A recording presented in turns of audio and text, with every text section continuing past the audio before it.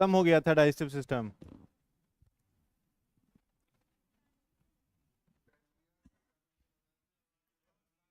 Alpha beta gamma हो गया।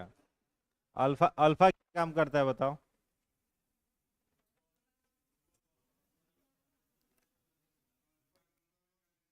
Alpha कौन सा हार्मोन सेक्रेट करेगा?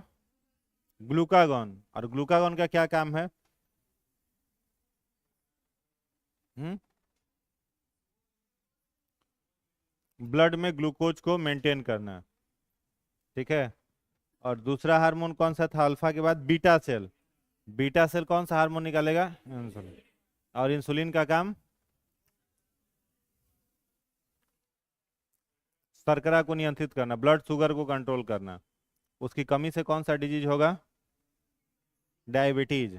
ठीक है। और पैनक्रियाज पैनक्रिएटिक जूस सेक्रीट करता है। पैनक्रिएटिक जूस में क्या क्या पाया जाता है?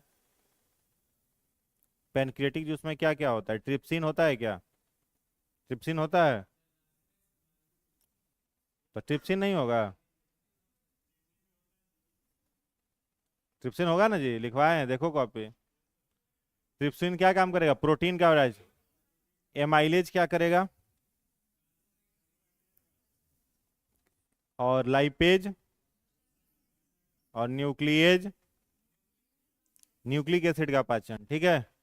तो याद आप लोग कर ही लिए हैं। अभी लीवर के बारे में एक दो पॉइंट लिख लो, फिर रेस्पिरेटरी सिस्टम शुरू करेंगे। लिखिएगा लीवर, LIVER। हाँ, मिलेगा, वो भी डिजीज पढ़ाएंगे तो मिलेगा। थोड़ा प्रतीक्षा करिए।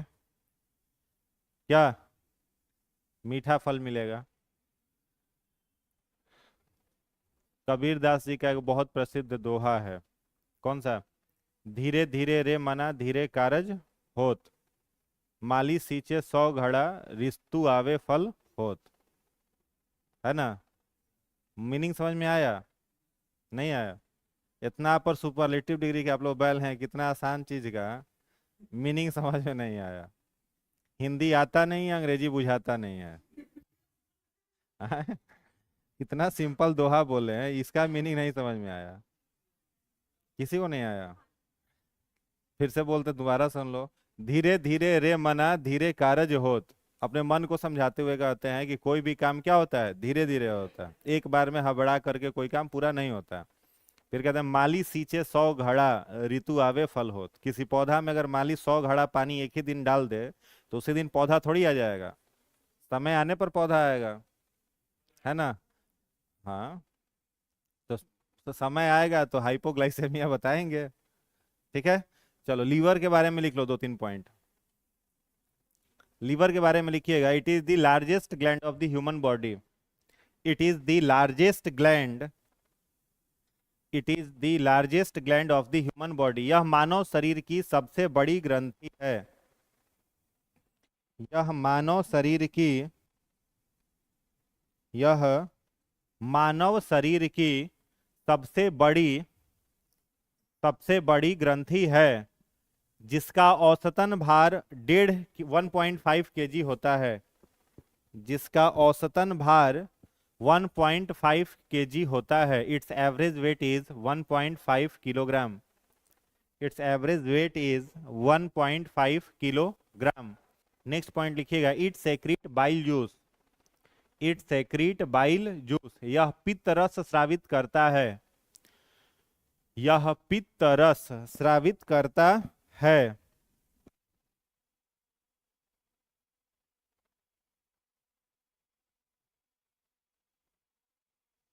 It secrete bile juice. यह पित्त रस स्रावित करता है। हो गया।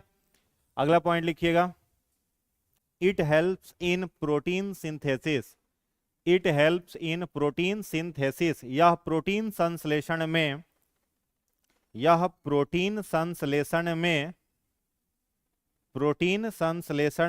मदद करता है। यह प्रोटीन संश्लेषण में मदद करता है। हो गया। प्रोटीन संश्लेषण में मदद करता है। अगला पॉइंट लिखा है, it is the site of decomposition of RBC. It is the site of decomposition of RBC. यह आरबीसी के विघटन का केंद्र है। यह आरबीसी के विघटन आरबीसी के विघटन का केंद्र है। It is the site of decomposition of RBC. RBC. अगला point, it stored bile juice in gall bladder. It stored bile juice in gall bladder. यह पित्ताशय में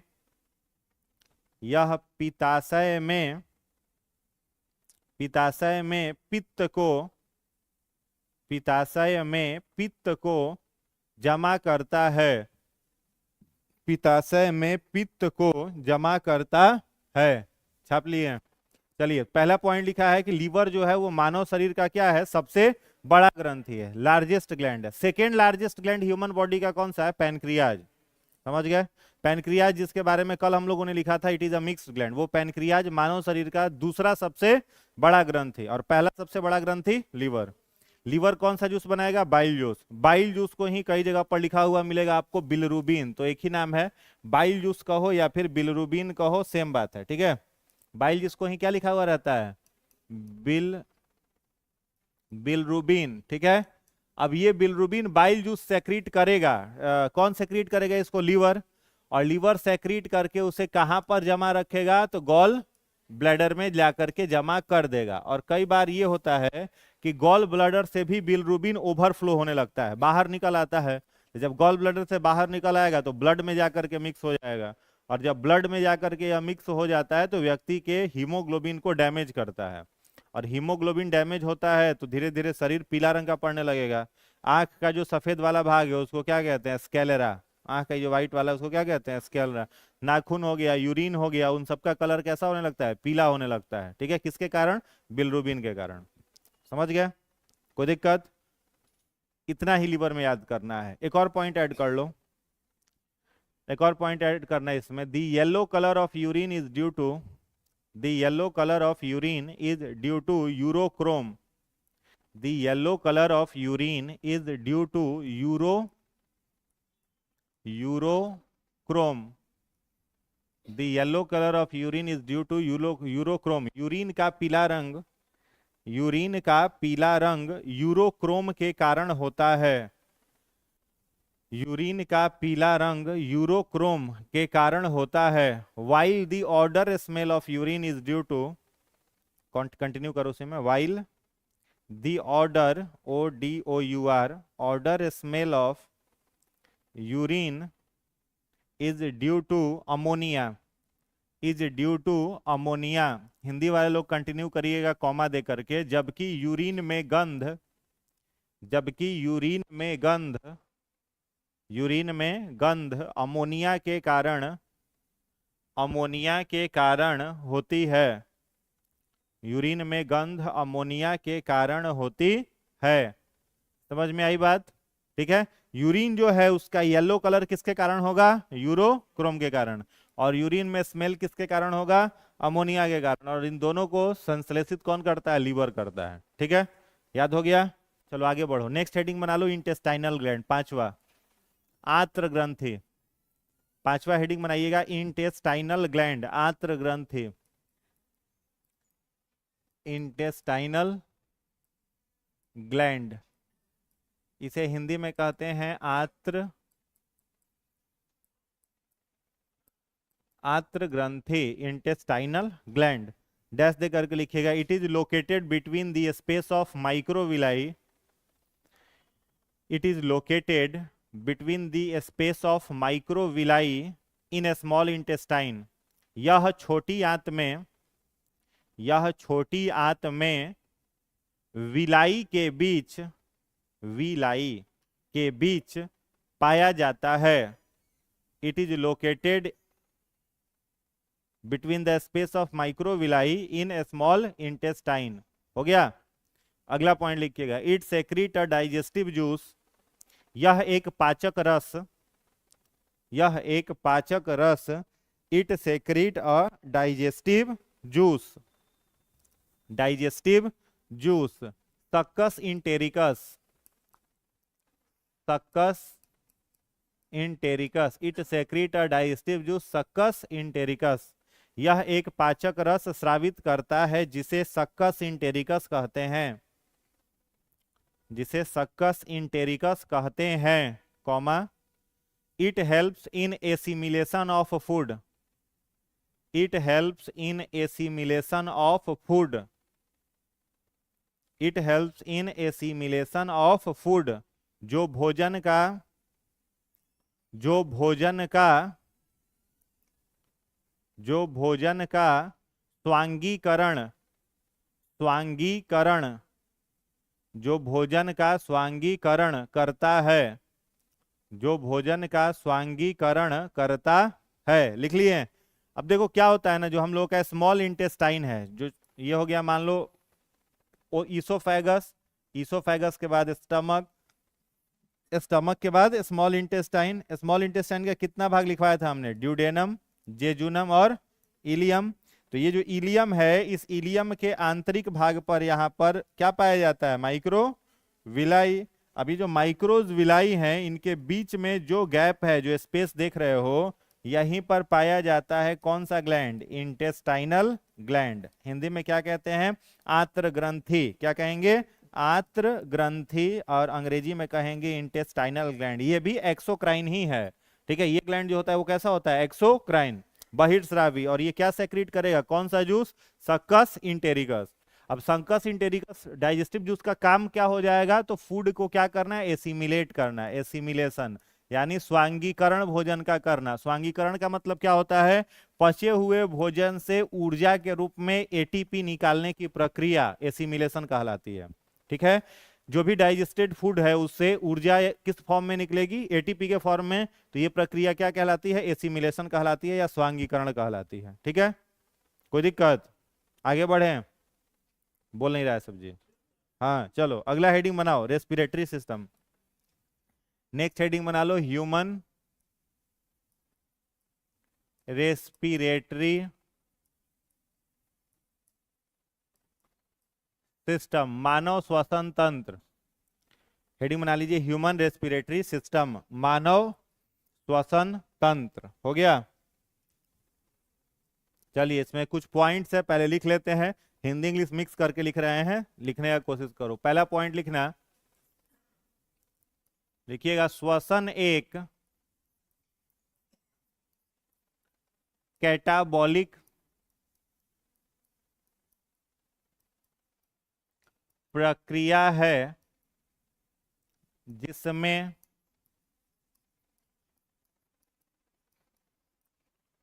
ग्लूकोज का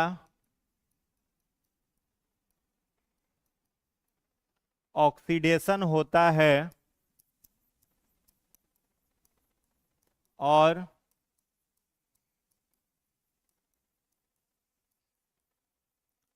कोशिकीय ईंधन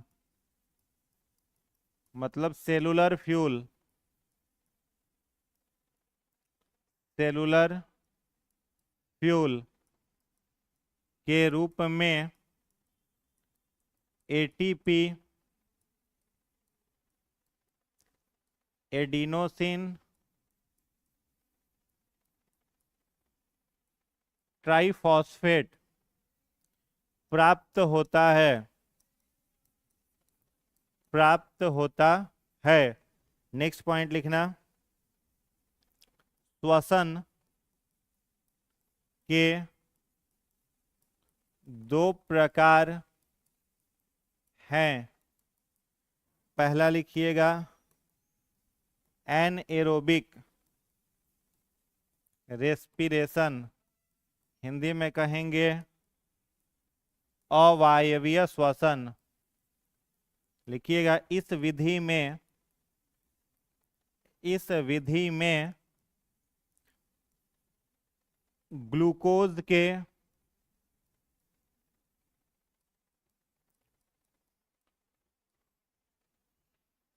ऑक्सीडेशन के लिए ऑक्सीजन की जरूरत नहीं होती। यह निम्न वर्गीय जीवों में निम्न वर्गीय मतलब lower organism.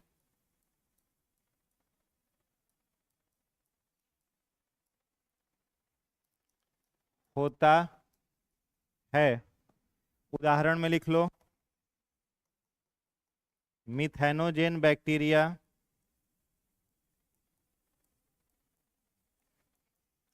Mushroom, fungi, east इत्यादि। और दूसरा टाइप है इसका एरोबिक रेस्पिरेशन। इसे हिंदी में कहते हैं वायवीय श्वसन। इसमें लिखिएगा, इस विधि में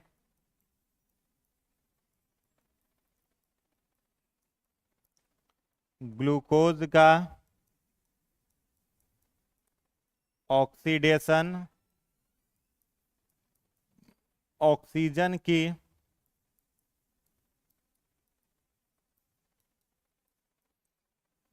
उपस्थिति में होता है। यह उच्च वर्गीय जीवों में होता है। एग्जाम्पल में लिख लो। पादप मतलब प्लांट, जंतु माने एनिमल इत्यादि।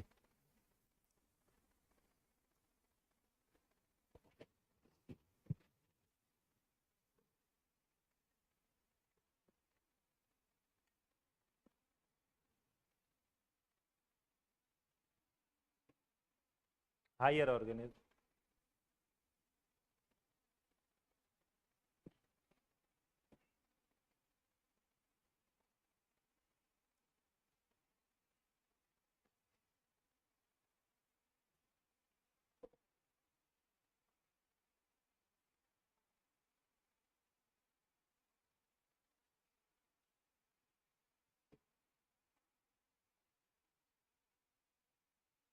लिख लिए।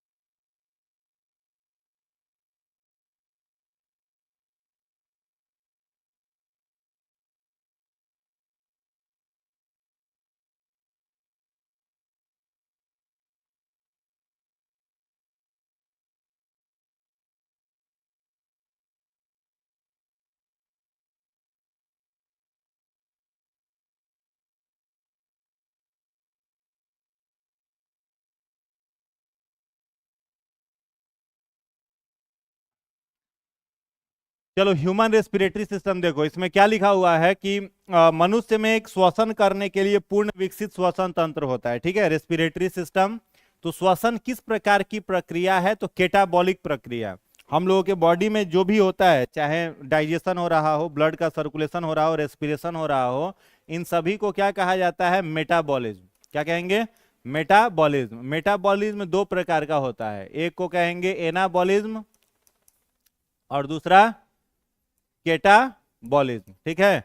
एनाबॉलिज्म में क्या होता है, एनाबॉलिज्म में पदार्थ जुड़ते हैं, समझ में आ रहा है, एड ऑन रिएक्शन है। और केटाबॉलिज्म में जो है उसमें पदार्थ टूटता है, मतलब ब्रेक डाउन रिएक्शन है, समझ में आ रहा है। जहां पर टूटे उसको केटाबॉलिज्म कहेंगे, और एनाबॉलिज्म किसे कहेंगे, जहां पर पदार्थ जुड़े।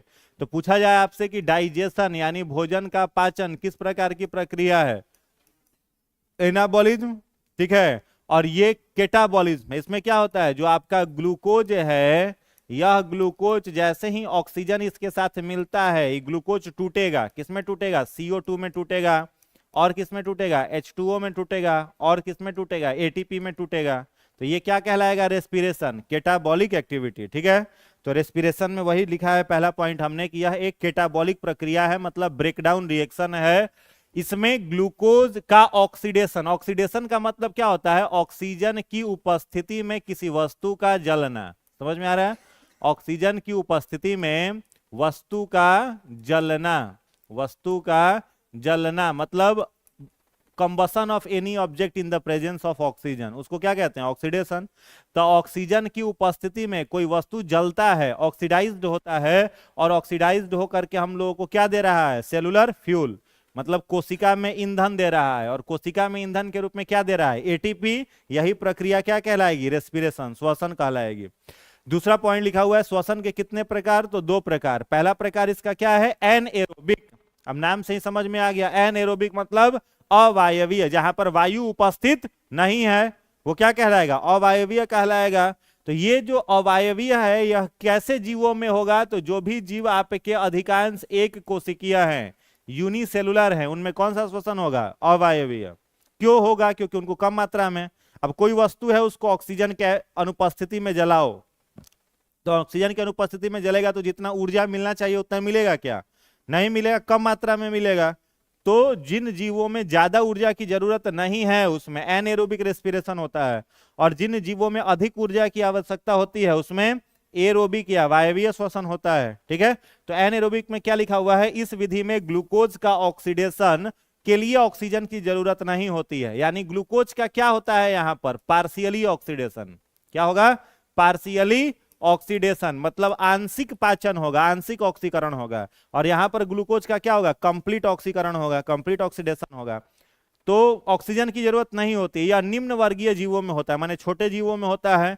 छोटे जीव में कौन कौन से आ जाएंगे, जैसे कि एग्जांपल हो गया इसका मिथेनोजेन बैक्टीरिया। अगर मिथेनोजेन बैक्टीरिया में वायवीय श्वसन होने लगे तो गोबर कोई सड़ा पाएगा, मीथेन गैस बना पाएगा, नहीं बना पाएगा, तो अवायवीय श्वसन करेगा ये। और क्या है, मशरूम में होता है, फंजाई में होता है, ईस्ट में होता है। तभी तो ईस्ट किसमें काम आता है, तो कहीं पर भी अगर आपको फर्मेंटेशन करना है, फर्मेंटेशन समझ रहे हो, किंडवन, तो कहीं पर भी अगर फर्मेंटेशन करना है तो किसकी जरूरत पड़ती है, ईस्ट की। ब्रेड बनाना है, केक बनाना है, अल्कोहल शराब बनाना है, सब में किसका जरूरत है, ईस्ट का। अंगूर को खट्टा करना है, किसका जरूरत पड़ेगा, ईस्ट का जरूरत पड़ेगा। तो ईस्ट कौन सा श्वसन करता है, अवायवीय करता है। दूसरा है वायवीय श्वसन, तो इस विधि में ग्लूकोज का ऑक्सीडेशन ऑक्सीजन की उपस्थिति में होता है, मतलब पूर्ण ऑक्सीकरण होगा। ये उच्च वर्गीय जीवों में होता है, लाइक प्लांट्स हो गए, हम लोग हो गए, इन सबों में क्या होता है, वायवीय श्वसन होता है, ठीक है।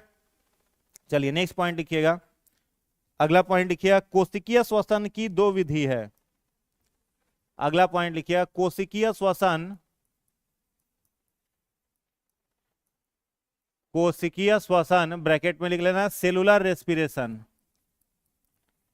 सेलुलर रेस्पिरेशन की दो विधि है। There are two types of cellular respiration, there are two types of cellular respiration. पहला लिखिएगा क्रेब साइकिल, हिंदी में कहेंगे क्रेब चक्र, क्रेब साइकिल, डैश देकर के लिखना।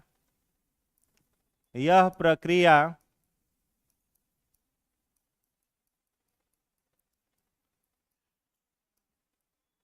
माइटोकॉन्ड्रिया में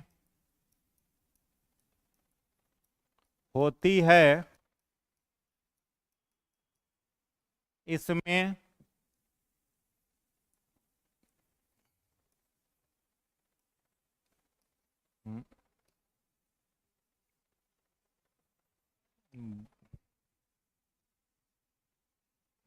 इसमें 1 ग्राम ग्लूकोज इसमें 1 ग्राम ग्लूकोज ऑक्सीडाइज्ड होकर यानी ऑक्सीकृत होकर 36 मोल एटीपी तैयार करता है। अगला पॉइंट लिखिएगा।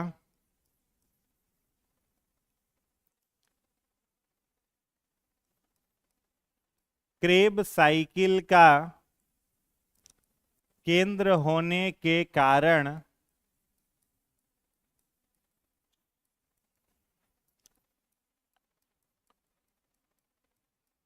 माइटोकॉन्ड्रिया को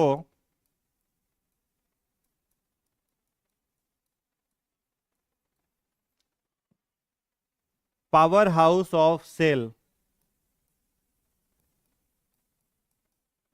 तथा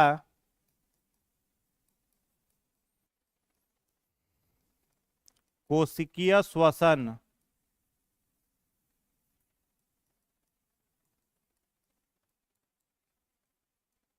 ब्रैकेट में लिखिएगा सेलुलर रेस्पिरेशन का केंद्र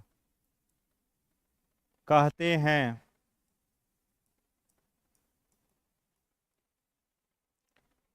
पहला क्रेब साइकिल, दूसरा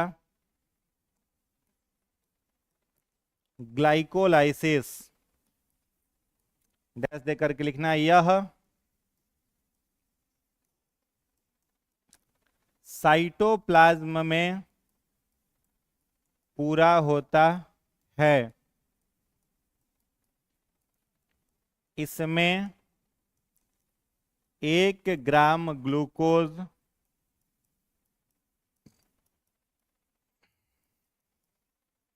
ऑक्सीडाइज्ड होकर 2 मोल एटीपी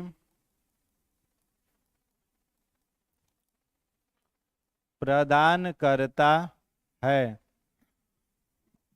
इस प्रक्रिया में ग्लूकोज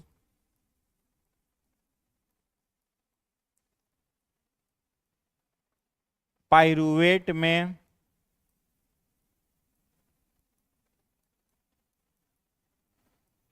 बदल जाता है।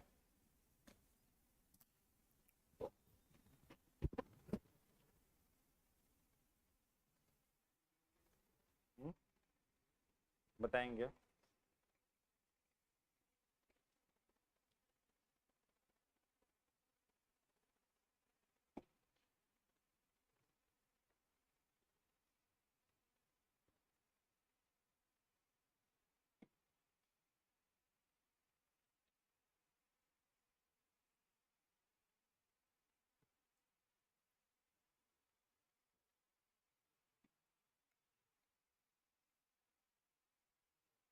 हो गया,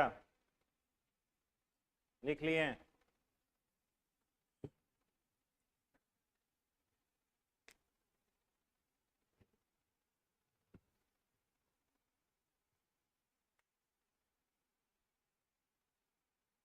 समझा जाए इसको। देखो इसमें लिखा हुआ है, पहला वाला जो हम लोग लिखे थे वो क्या था, श्वसन का टाइप्स, ठीक है। वो रेस्पिरेशन का क्या था, टाइप्स था। अभी ये जो लिखा हुआ है वो किसका टाइप्स है, ये कोशिकीय श्वसन का टाइप्स है। तो कोशिकीय श्वसन कितना तरह का है, 2 तरह का। एक क्या है इसमें, क्रेब साइकिल, और दूसरा क्या है, ग्लाइकोलाइसिस।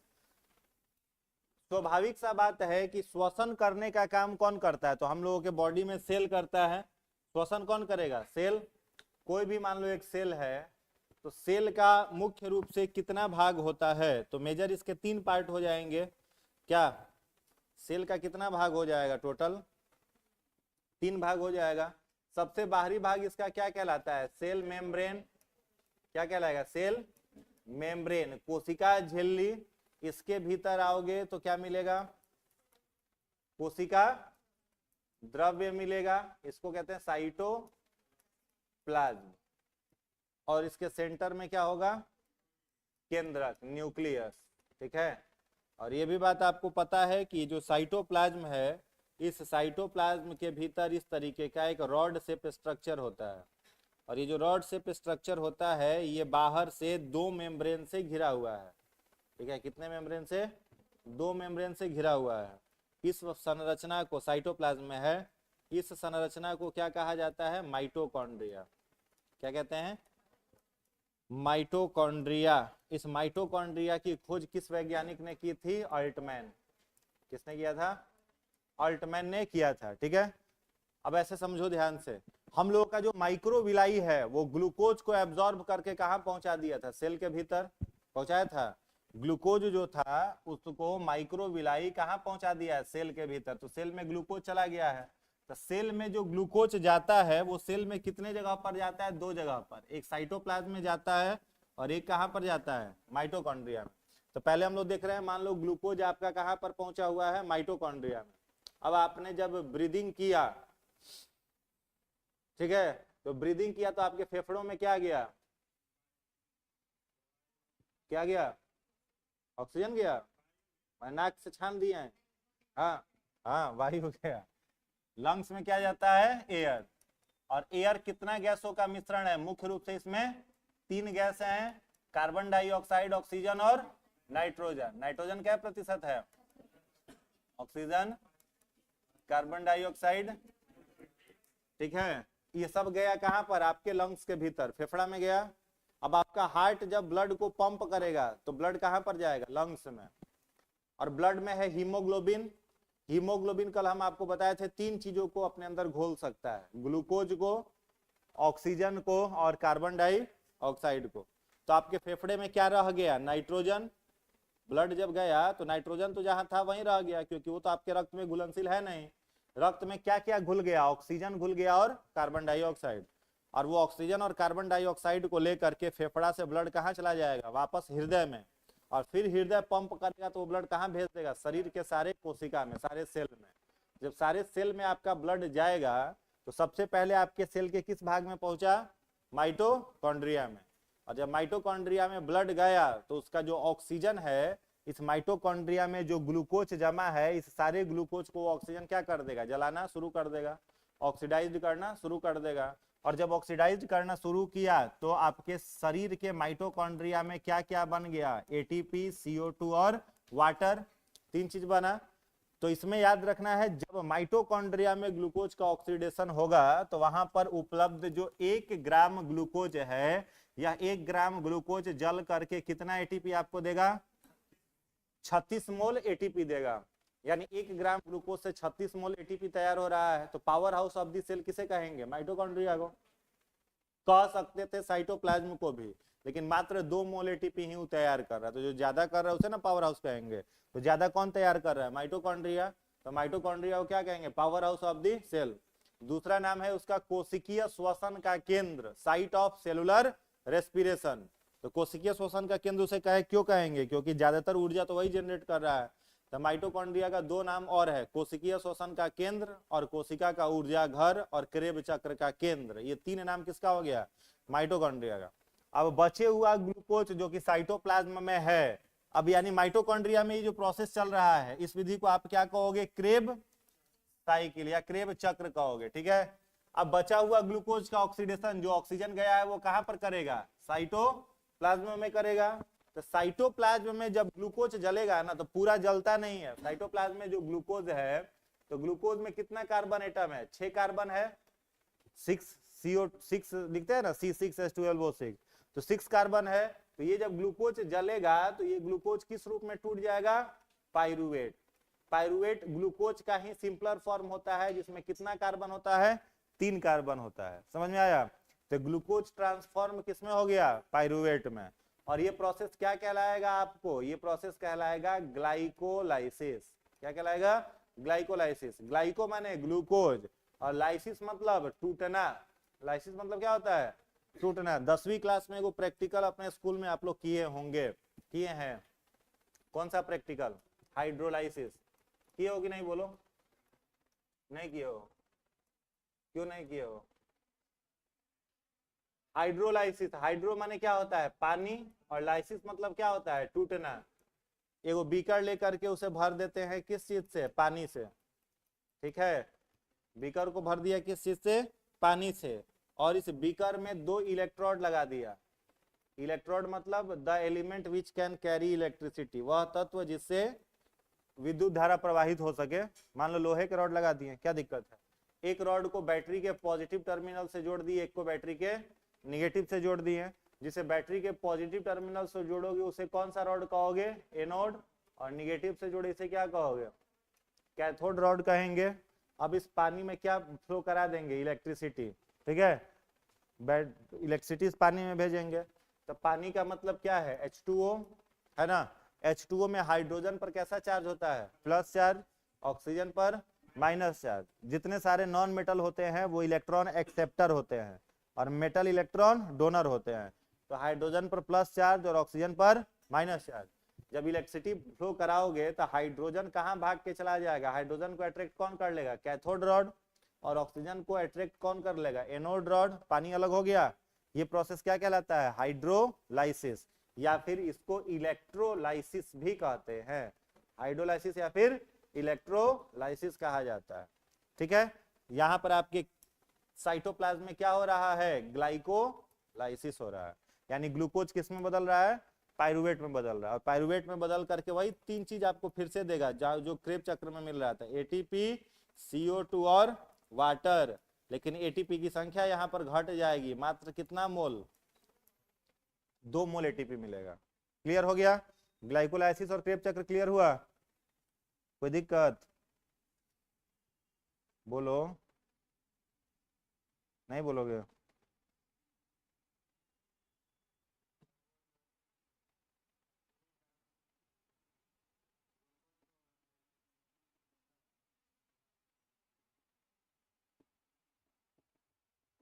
क्या हुआ?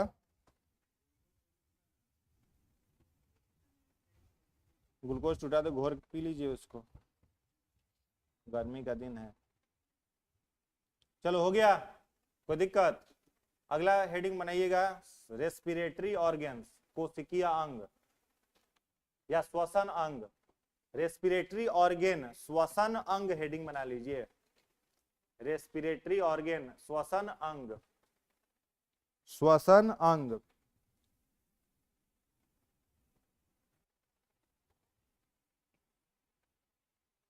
डैश देकर लिखिए, the organ which helps in, the organs which helps in exchange of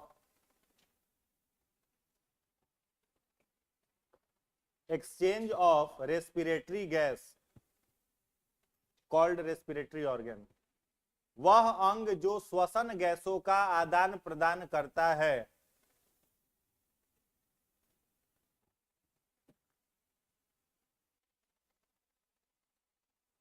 वह अंग जो श्वसन गैसों का आदान प्रदान करता है उसे श्वसन अंग कहते हैं। उसे श्वसन अंग, उसे श्वसन अंग कहते हैं। हो गया? ठीक है, श्वसन अंग किसे कहा जाएगा? जो श्वसन गैसों का आदान प्रदान करेगा, एक्सचेंज करेगा। ठीक है, पहला इसमें लिखिएगा लंग्स, फेफड़ा। पहला लिखिएगा लंग्स, डैश दे करके लिखिएगा। It is the respiratory organ of higher vertebrates. It is the respiratory organ of higher vertebrates. यह उच्च वर्गीय जीवों का श्वसन अंग है। यह उच्च वर्गीय जीवों का, उच्च वर्गीय जीवों का श्वसन अंग है। उच्च वर्गीय जीवों का श्वसन अंग है। हो गया? और अगला पॉइंट लिखिएगा, इसके साथ जुड़े निम्न अंग हैं। इसके साथ जुड़े निम्न अंग हैं। Following organs associated with lungs are.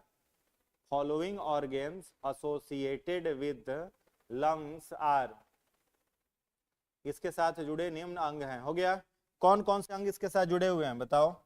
सबसे पहले क्या होता है, नॉस्ट्रिल्स। क्या होता है, नॉस्ट्रिल्स। नॉस्ट्रिल्स किस में ओपन होगा, किस में ओपन होगा, ये में।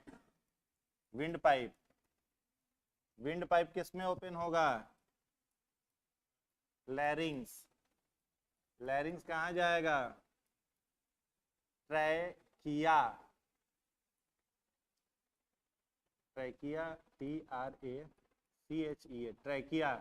ट्रैकिया किस में ओपन होगा,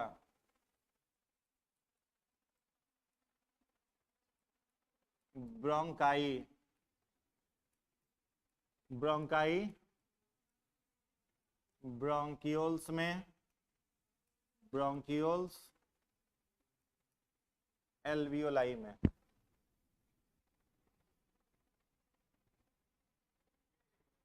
ना हिंदी ना लिख,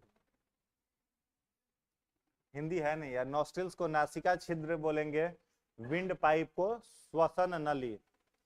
ठीक है, हाँ, नासिका छिद्र हो गया नॉस्ट्रिल्स, विंड पाइप को बोलेंगे श्वसन नली, लैरिंग्स को लैरिंग्स ही बोला जाता है, उसका हिंदी नाम नहीं है।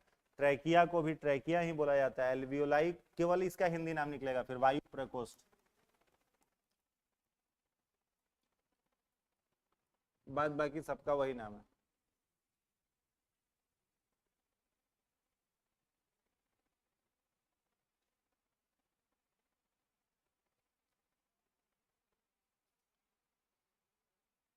हो गया, लिख लिए हैं। अब इसको फिगर से समझ लो। देखो,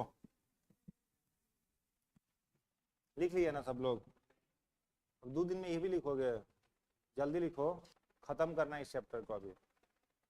हो गया। देखिए, सबसे पहले क्या है, सबसे पहले है नाक का दोनों ये छिद्र जो है इसको क्या कहते हैं, नॉस्ट्रिल। नाक का ये दोनों छिद्र क्या कहलाएगा, नॉस्ट्रिल्स कहलाता है। ठीक है, ये नॉस्ट्रिल्स दोनों जाकर के नीचे एक ट्यूब में ओपन होता है। इस ट्यूब को क्या कहते हैं, विंड पाइप, श्वसन नली कहा जाता है। यहां पर है आपका क्या, कंठ द्वार, इसको कहते हैं एडम एप्पल। क्या कहेंगे, एडम्स एप्पल। हिंदी में कहते हैं इसको कंठ द्वार कहा जाता है। और यही कंठ द्वार के पास यहां पर पाया जाता है LARYNX, लैरिंग्स। लैरिंग्स आपके बॉडी का क्या है, वॉइस बॉक्स। हमारा आवाज कहां से प्रोड्यूस होता है, लैरिंग्स से।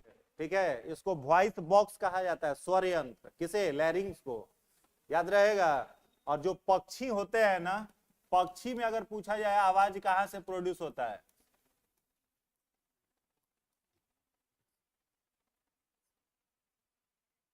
SYA होगा, हाँ, SYARNX, सैरिंग्स। पक्षी का आवाज कहां से निकलता है, सैरिंग्स से। और हम लोग का आवाज कहां से निकलता है, लैरिंग्स से। ठीक है, अब ध्यान से समझो। देखो यहां पर नीचे आएंगे तो यहां पर एक स्प्रिंग शेप स्ट्रक्चर है, एक स्प्रिंग जैसी संरचना है। इसे क्या बोला जाता है, ट्रैकिया। क्या कहेंगे, ट्रैकिया। ट्रैकिया 2 भागों में बटा हुआ है, इसको क्या कहेंगे, ब्रोंकाई। ब्रोंकाई में ऐसे ऐसे स्टेम लाइक स्ट्रक्चर है, इसको कहते हैं ब्रोंकियोल्स। और ब्रोंकियोल्स में ऐसे छोटे छोटे बैलून जैसी संरचनाएं हैं, इसको कहते हैं एल्वियोलाई।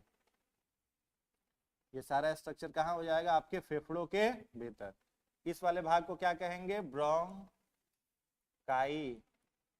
इसे कहेंगे ब्रोंकियोल्स। और ये वाला भाग एल्वियोलाई।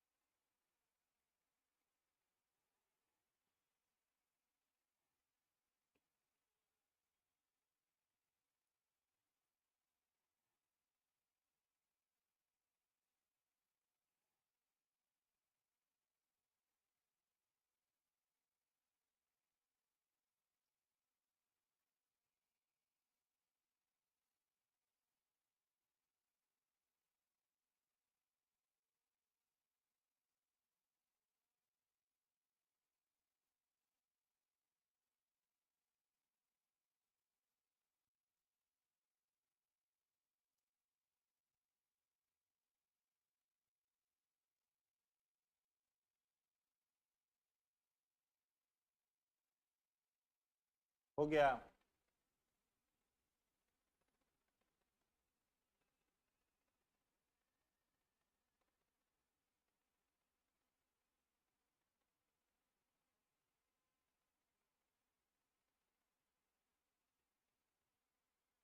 हो गया। अगला लिखिएगा गिल्स। लंग्स के बाद दूसरा लिखिएगा गिल्स, गलफड़ा। गिल्स। जो डाउट हो पूछते रहिएगा, ये नहीं कि बैठे हुए हैं। गिल्स हो गया। लिखिएगा it is the respiratory organ of fish. It is the respiratory organ of fish. यह मछलियों का श्वसन अंग है। यह मछलियों का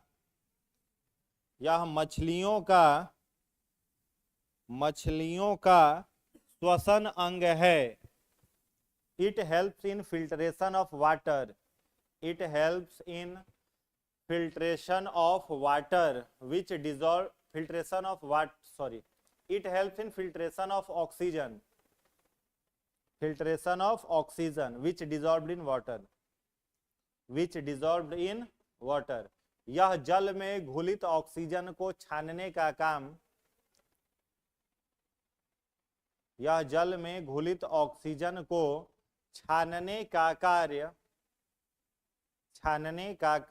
करता है।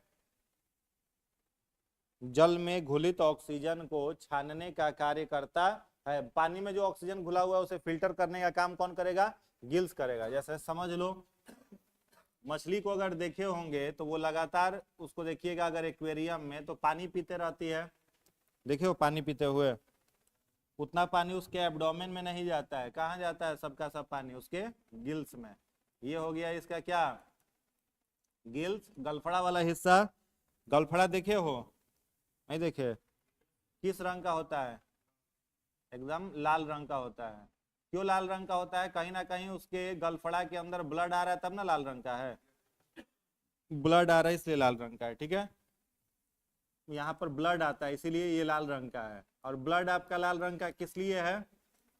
हीमोग्लोबिन के कारण। मतलब यह भी कितने चीजों को घुला सकता है? ऑक्सीजन, कार्बन डाइऑक्साइड और ग्लूकोज। इन तीनों को घुला सकता है कि नहीं घुला सकता है? तो मछली पानी जो पी रही है वो पानी कहाँ जा रहा है? उसके गलफड़ा में। जो भी पानी पिया वो पानी कहाँ गया? गलफड़ा में जाएगा। और पानी में ऑक्सीजन है कि नहीं है? है।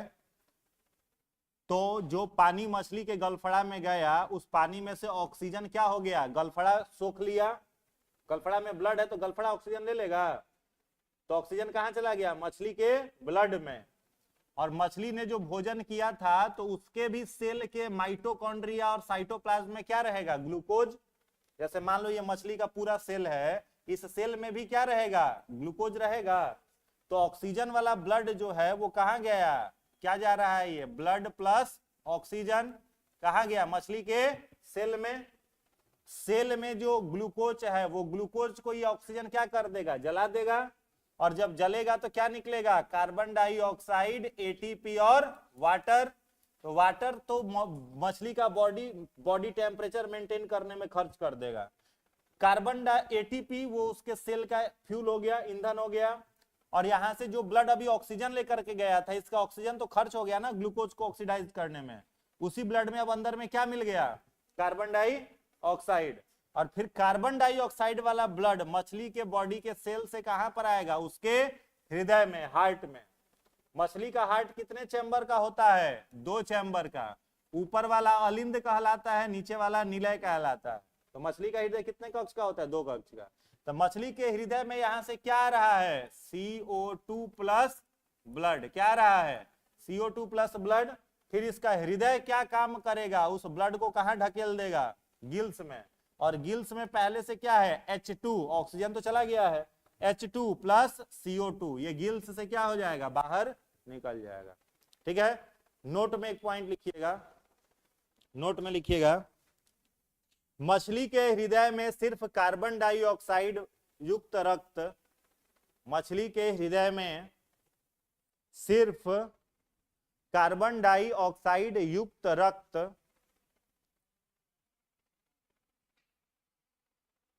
आता है। अतः इसमें रक्त का अतः इसमें रक्त का एक पथ परिसंचरण होता है, एक पथ परिसंचरण होता है। Only deoxygenated blood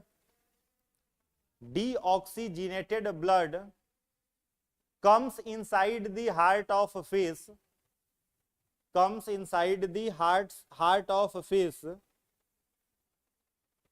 That's why single circulation of blood occurs in fish. That's why single circulation of blood occurs in fish. हो गया। मछली के हार्ट में सिर्फ कैसा ब्लड आएगा? डीऑक्सीजनेटेड। हम लोगों के हार्ट में कैसा ब्लड जाता है? एक बार ऑक्सीजन वाला जाता है और एक बार कार्बन डाइऑक्साइड। हम लोग के हृदय में रक्त कितना बार जाता है? 2 बार। और मछली के हृदय में रक्त कितना बार गया? केवल 1 बार। और कौन सा ब्लड गया मछली के हृदय में? ऑक्सीजन वाला ब्लड सीधा कहां चला गया है? उसके बॉडी के सेल में। ऑक्सीजन वाला ब्लड याद रखना सीधा मछली के सेल में जाता है, और कार्बन डाइऑक्साइड वाला ब्लड सेल से हार्ट में आता है, फिर हार्ट से कहां आता है? गिल्स में। इसलिए मछली में ब्लड का कैसा सर्कुलेशन? सिंगल। और हम लोगों में ब्लड का कैसा सर्कुलेशन? डबल। हम लोगों में द्विपथ परिसंचरण, एक बार ऑक्सीजन वाला ब्लड आएगा ऑक्सीजनेटेड, और एक बार डीऑक्सीजनेटेड ब्लड हम लोगों में आता है। कोई दिक्कत? चलिए तीसरा लिखिएगा, तीसरा रेस्पिरेटरी ऑर्गन लिखिएगा, ट्रैकिया। थर्ड लिखिएगा ट्रैकिया, ट्रैकिया, ट्रैकिया। इसमें लिखिएगा यह कीटों का श्वसन अंग है। कीट माने insect. It is the respiratory organ of insects. यह कीटों का श्वसन अंग है। Which is located at their skin, which is located at their skin. यह उनके त्वचा पर स्थित होता है, यह उनके त्वचा पर पाया जाता है, यह उनके त्वचा पर पाया जाता है। हो गया। तो जितना सारा इंसेक्ट है जैसे कॉकरोच वगैरह, सबका रेस्पिरेटरी ऑर्गन क्या होगा? ट्रैकिया। जैसे मान लो कोई भी इंसेक्ट है इस तरीके का, ठीक है? इंसेक्ट बनाने आता है आप लोगों को? मान लो बन गया ये इंसेक्ट, ठीक है? चूहा बन गया इंसेक्ट की जगह। इसके जो बॉडी का पूरा स्किन है ना, इसी स्किन पर छोटे छोटे पोर्स पाए जाएंगे, ट्रैकिया, ठीक है? पूरे शरीर के सतह पर छोटे छोटे क्या मिलेंगे आपको? पोर्स। यही क्या कहलाता है इनका? ट्रैकिया। ट्रैकिया एक तरफ वायुमंडल के संपर्क में रहता है, सीधा ओपन कहाँ है? वायुमंडल के तरफ। दूसरे ओर किधर ओपन है? बॉडी के सेल के तरफ। तो एक प्रोसेस होता है विसरण। विसरण सुने हो? किसे कहते हैं? विसरण हवा को कहते हैं। विसरण माने diffusion, transfer of air from higher to lower concentration. उच्च सांद्रता से निम्न सांद्रता की ओर वायु का गमन होना क्या कहलाता है? विसरण कहलाता है। तो एयर का मान लो कॉन्सेंट्रेशन ऑक्सीजन का वायुमंडल में हाई है और इसके शरीर के सेल में लो है, तो ऑटोमेटिक एटमॉस्फेरिक ऑक्सीजन इधर पहुंच जाएगा कि नहीं पहुंच जाएगा? डिफ्यूजन के द्वारा। जहां खाली स्थान है हवा उसको भरने आएगी।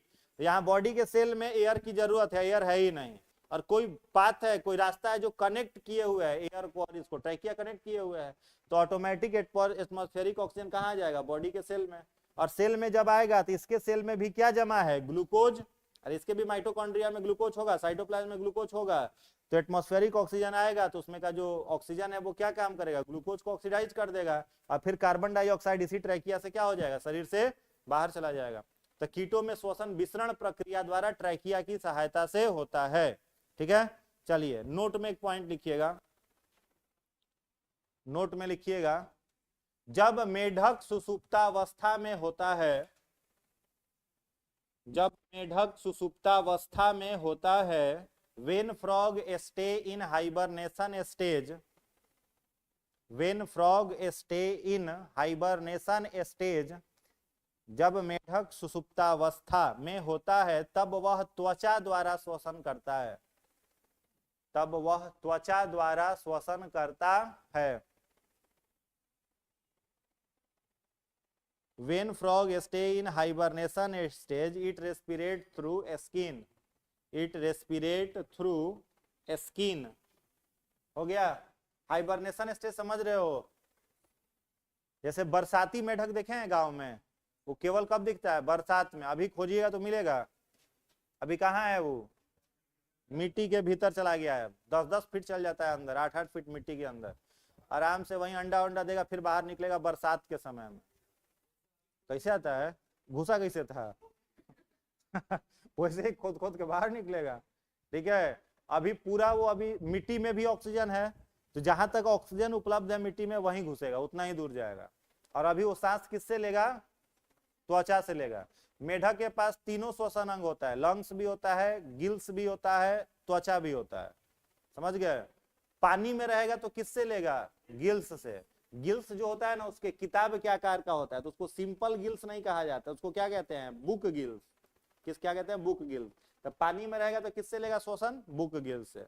जमीन पर रहेगा तो किससे करेगा श्वसन? बुक लंग्स से। और हाइबरनेशन स्टेज में रहेगा तो किससे करेगा? बुक सॉरी स्किन से। हाइबरनेशन स्टेज में किससे करेगा? स्किन से करेगा, त्वचा से करेगा। ठीक है, ओके। नोट का दूसरा पॉइंट लिखिएगा। नोट का दूसरा पॉइंट, मानव रक्त में सर्वाधिक घुलनशील गैस, मानव रक्त में सर्वाधिक घुलनशील गैस कार्बन मोनोऑक्साइड है। कार्बन मोनोऑक्साइड है। The highly soluble gas in human blood is, the highly soluble gas in human blood is carbon monoxide. Carbon monoxide. ठीक है, ब्रैकेट में लिख लेना अपूर्ण दहन, अपूर्ण दहन, incomplete combustion, incomplete combustion. Carbon monoxide कब निकलता है? अपूर्ण दहन होगा तब निकलेगा। समझ में आ रहा है? और ये मानव रक्त में क्या होता है? सबसे अधिक सॉल्युबल होता है, ऑक्सीजन और कार्बन डाइऑक्साइड से ज्यादा, और बहुत ज्यादा जहरीला गैस होता है। माने इंसान तुरंत इस गैस ज्यादा मिल जाए ना तो तुरंत इंसान क्या हो जाएगा? बेहोश हो जाएगा। और अगर इस सेल के भीतर चल गया तो हार्ट को चौक कर देगा तुरंत। कब निकलता है? अपूर्ण दहन। अपूर्ण दहन का मतलब क्या है? अब ठंडा के दिन में सुने होंगे कि गांव में बहुत सारे लोगों की डेथ हो जाती है ठंड के दिनों में। किससे? बोरसी। समझते हो बोरसी क्या होता है? मिट्टी के बर्तन में लोग क्या करते हैं? आग तापता है, लोग उसको क्या कहते हैं? बोरसी। और रूम में उसी को जला लेते हैं। जो बूढ़े बुजुर्ग लोग होते हैं, हीटर थोड़े रहता है, हीटर की जगह क्या रहता है? बोरसी रहता है। मिट्टी का बर्तन, आग थोड़ा कम हुआ तो उसको कहाँ रख लिए? रूम में। अब बोरसी रूम में रख लिया। ठंडा के दिन में क्या करते हैं लोग? पूरा घर को एयर टाइट बंद कर दिया जाता है। वेंटिलेटर जिसको बनाया जाता है, कि इसमें तो हिले नहीं है, खैर वेंटिलेटर बनाया जाता है। क्यों? हाँ देखो दिमाग नहीं है, वो वेंटिलेटर नहीं, कुछ और होगा। वेंटिलेटर जो होता है वो क्या होता है? उसमें हवा आने के लिए क्या किया जाता है? जगह बनाया जाता है ताकि रूम में हवा आते रहे। तो ठंडा के दिन में लोग क्या करता है? बोरा वोरा ठूस के वेंटिलेटर को बंद कर देता है, चाहे शीशा वसा लगा के वेंटिलेटर बंद कर दिया। दरवाजा के नीचे से भी अगर कहीं से हवा घुसने का जगह है, बोरा वोरा ठूस देता है उसमें, बंद। अब रूम में सोचो बाबा क्या जला के सो रहे हैं? बोरसी। और रात में सो गए एकदम कंबल ओढ़ करके, बोरसी जला करके सो गया। रूम में हवा आने का जगह है नहीं, सीमित ऑक्सीजन है रूम में। कुछ ऑक्सीजन बाबा टान रहे हैं, माने शोषण कर रहे हैं। छोड़ क्या रहे हैं? Carbon dioxide. ले रहे हैं ऑक्सीजन, छोड़ क्या रहे हैं? Carbon dioxide. कुछ ऑक्सीजन उस बोरसी को जलने में खर्च हो रहा है, ऑक्सीडेशन हो रहा है ना जी। तो बोरसी के जलने में क्या खर्च हो रहा है? ऑक्सीजन। और क्या निकल रहा है? Carbon dioxide. तो ऐसा समय आ सकता है अगर रूम छोटा हो तो केवल रूम में रात में क्या बचे? कार्बन डाइऑक्साइड बचे। सारा ऑक्सीजन खत्म कहाँ? बोरसी को जलाने में और बाबा को टानने में। रूम का सारा ऑक्सीजन क्या हो गया? खत्म। अब रूम का जब सारा ऑक्सीजन खत्म होगा तो कंप्लीट कंबशन होगा कि इनकम्प्लीट होगा? इनकम्प्लीट। कंप्लीट कंबशन होता है ना तो क्या निकलता है? कार्बन डाइऑक्साइड, एटीपी और वाटर। एटीपी की जगह मतलब हीट एनर्जी समझो, लकड़ी जलेगा तो क्या निकलेगा? Heat energy. तो CO2 हीट एनर्जी और वाटर। और इनकम्प्लीट कंबशन होगा तो क्या निकलेगा? CO2 की जगह क्या निकलेगा? CO यानी carbon monoxide plus heat energy plus water. तो इनकम्प्लीट कंबशन रात में चालू तो कौन सा गैस निकलने लगा? Carbon mono. बाबा क्या टानना शुरू किए? Carbon monoxide. और ये मानव रक्त में सबसे ज्यादा घुलनशील है, तुरंत उनके ब्लड में घुलेगा और पहुंच जाएगा कहाँ है, हृदय तक। हृदय तक पहुंचा तो हृदय तुरंत चौक कर जाएगा, हार्ट जो होगा वो काम करना बंद कर देगा, और रात में ही बाबा फ्लाइट मोड में। ठीक है। सुबह में लोग कहेगा कि ठंडा लग गया उनको, फलना बाबा थे ठंडा लग गया है। हीटर में भी पिछला ठंडा में खूब निकला था, हीटर में भी हो रहा था। समझ में आया? तो बहुत खतरनाक है, इसीलिए कुछ भी हो जाए बोरसी ओरसी जलाना नहीं है। जलाना है तो वेंटिलेटर बंद नहीं करना है। वेंटिलेटर बनाया ही गया है ना, कुछ सोचे कि ना बनाया गया होगा, हम लोग अपना बुद्धि लगा देते हैं। कई लोग शीशा उसा लगा करके बंद कर देता है, भाई उसको कभी बंद नहीं करना चाहिए। बुझा गया? कोई दिक्कत? चलिए तो अभी इतना ही, एक इसमें थोड़ा सा और बच रहा है, उसको अगले क्लास में पूरा किया जाएगा। ठीक है, ब्रेकडाउन ऑफ ग्लूकोज बच रहा है, उसको अगले क्लास में करेंगे। इसको रिवाइज कर लिए। क्वेश्चन आप लोग बना रहे हो? हाँ, नहीं बना रहे हो? सब लोग बनाओ क्वेश्चन, क्वेश्चन नहीं बनेगा तो गड़बड़ हो जाएगा। ठीक है, और आकलन करते रहना पड़ता है। मूल्यांकन जब तक नहीं करते रहिएगा ना अपना, तो क्वेश्चन से ही ना पता चलेगा कि क्या लेवल है, क्या पढ़ना है क्या नहीं पढ़ना है। जैसे हर साल पिछला 3-4 साल का क्वेश्चन देखे आप लोग, बीपीएससी क्या पूछ रहा है, फुर्सतें नहीं है आप लोगों के पास, व्यस्त आत्मा है, तो देखा करिए क्या पूछ रहा है। जैसे भूगोल का क्वेश्चन 6-7 गो, अब पिछला 3-4 साल से मेंस में एको क्वेश्चन भूगोल का नहीं पूछ रहा है। मेंस में देखो जाकर के पिछले 6-7 साल से भूगोल से एक भी क्वेश्चन नहीं है। अब खूब आप ईटा पत्थर पढ़ रहे हैं, पहाड़ पठार मैदान घास नदी तालाब झरना, और नई ईटा पत्थर पूरा पढ़ के बैठे हुए मेंस में लिखेंगे, क्वेश्चन नहीं आया तो फिर फंस जाओगे। मेंस में साइंस टेक बढ़ा दिया है, इंटरनेशनल रिलेशन बढ़ा दिया है, एको ज्योग्राफी का मेंस में क्वेश्चन नहीं आ रहा है। अब अरे तो इकोनॉमिक्स वाले मास्टर पढ़ा देते होंगे, इकोनॉमी ज्योग्राफिकल इकोनॉमी उसको बोलते हैं। तो इस बार था कौन सा क्वेश्चन था, बिहार का जलवायु पूछा था, वो तो बिहार रिलेटेड हो गया, समझ गए। लेकिन बहुत ज्यादा कॉम्प्लेक्स नहीं आएगा आपसे। ठीक है, इसलिए पिछला साल का कम से कम 5-6 साल यूपी क्या पूछ रहा है, ये सबसे मैच करते रहो, देखते रहो कि क्वेश्चन बैंक क्या है। क्वेश्चन बैंक को अगर हल्का में लीजिएगा तो उधिया जाइएगा, लगभग नहीं करिएगा कि कहाँ तैयारी चल रहा है, उड़ जाओगे तुरंत। इसलिए क्वेश्चन बैंक रोज बनाओ, एमसीक्यू बनाओ कि कहाँ से कितना क्वेश्चन आ रहा है, एनालिसिस करोगे ना जी कि हिस्ट्री का वो पूछ रहा है, पॉलिटी में कहाँ से क्वेश्चन उठा रहा है, ज्योग्राफी से कहाँ से उठा रहा है। 4 विषय खूब बढ़िया निकल जाएगा तुरंत पीटी, 110 नंबर इतने में आ जाएगा, modern history, science, Bihar special, current affair, बस 4 वही रामबान चीज है। इसको प्रीलिम्स एग्जाम के लिए खूब घोल करके पी जाना है। बोलिए ना, पीएच स्किल से नहीं ना माप पाएंगे। चलो ठीक है, अगले क्लास में फिर इसके आगे